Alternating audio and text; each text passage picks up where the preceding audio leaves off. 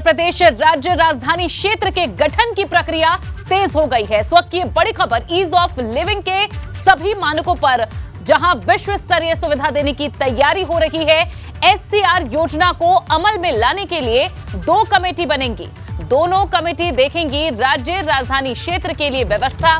यहां मुख्य सचिव की अध्यक्षता में उच्च अधिकार प्राप्त समिति बनेगी। संबंधित सभी विभागों के एसीएस और प्रमुख सचिव इस समिति में शामिल होंगे।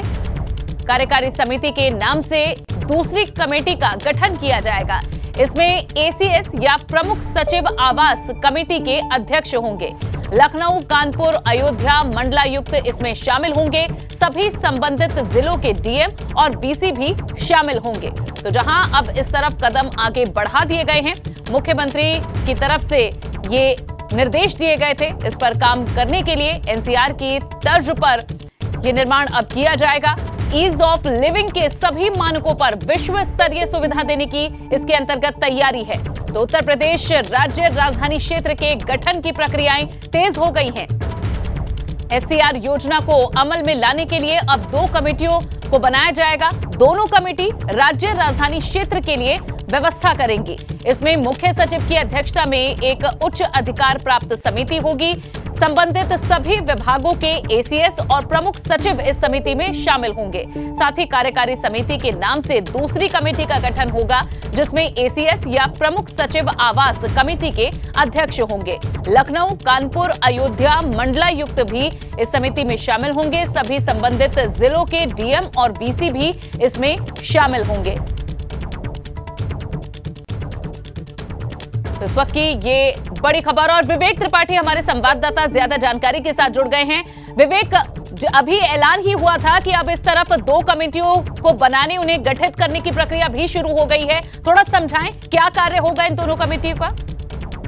अनु, ये बहुत महत्वपूर्ण फैसला है योगी सरकार का, और इसको लेकर चूंकि राजधानी में लगातार आबादी का दबाव बढ़ रहा था और इसके साथ ही जो डेवलपमेंट पॉलिसीज थी, जो योजनाएं थी औद्योगिकीकरण की, वो उसके लिए जमीन नहीं मिल रही थी, क्योंकि ज्यादा से ज्यादा आवासीय स्थान, रिहायशी इलाके डेवलप करने थे। तो अब जब एससीआर बनाने की योजना आई है तो कुल 7 जिलों के, यानी लखनऊ, कानपुर देहात, उन्नाव, सीतापुर, रायबरेली, बाराबंकी, इन सब का 28,000 वर्ग किलोमीटर एरिया होगा। यानी 28,000 स्क्वायर किलोमीटर एरिया, बहुत बड़ा एरिया है। यहाँ पर अब एक विकास की जो नया मॉडल है वो डेवलप होगा, और इसके लिए जो 1 सप्ताह के भीतर कार्य योजना तैयार हो जाएगी। और जो चीफ सेक्रेटरी हैं दुर्गा शंकर मिश्रा, और आवास और शहरी नियोजन विकास के अपर मुख्य सचिव हैं, उनके नेतृत्व में, उनकी अध्यक्षता में 2 कमेटियां गठित की जाएंगी, जो कोऑर्डिनेशन करेंगी, डिसीजन लेंगी और जो मॉनिटरिंग करेंगी। ये कमेटियां होंगी अपर मुख्य सचिव आवास की अध्यक्षता में, जो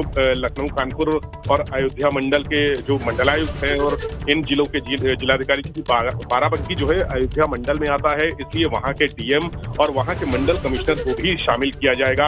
कानपुर जिस जोन में आता है, जिस मंडल में आता है, वहां के मंडल कमिश्नर और डीएम वगैरह सब शामिल होंगे, कानपुर देहात के शामिल होंगे। इस तरह की टीमें बना के 1 सप्ताह के भीतर पूरी योजना तैयार कर लेनी है। और ये पहली बार है जब पूरे देश में किसी स्टेट का जो एससीआर है, यानी राज्य राजधानी क्षेत्र, वो डेवलप किया जा रहा है, वो बनाया जा रहा है। इंफ्रास्ट्रक्चर डेवलप होगा, आबादी कंट्रोल होगी, यानी जो आबादी जो लखनऊ में लोग बसना चाहते हैं, ज्यादा से ज्यादा लोग चाहते हैं, क्योंकि यहाँ इंफ्रास्ट्रक्चर है, यहाँ डेवलपमेंट है, यहाँ संभावनाएं ज्यादा हैं, यहाँ सुविधाएं ज्यादा हैं, तो लोग चाहते हैं कि ज्यादा से ज्यादा लखनऊ में घर ले लें। उनका एक सपना होता है, लेकिन अब इस भावना को, उनकी फीलिंग है, उसको हटा के कानपुर इलाके हैं लखनऊ से, वहां पर डेवलप किया जाएगा। तो जो अनियोजित विकास है वो खत्म होगा, इंफ्रास्ट्रक्चर पर दबाव खत्म हो जाएगा, जो पॉपुलेशन का प्रेशर है वो खत्म हो जाएगा। और भविष्य को देखते हुए पूरी तरह से विवेक ये प्लान किया जा रहा है और उस पर अब काम भी शुरू हो चुका है, जैसा आपने जानकारी भी दी। विवेक, शुक्रिया इस पूरी जानकारी के लिए आपका।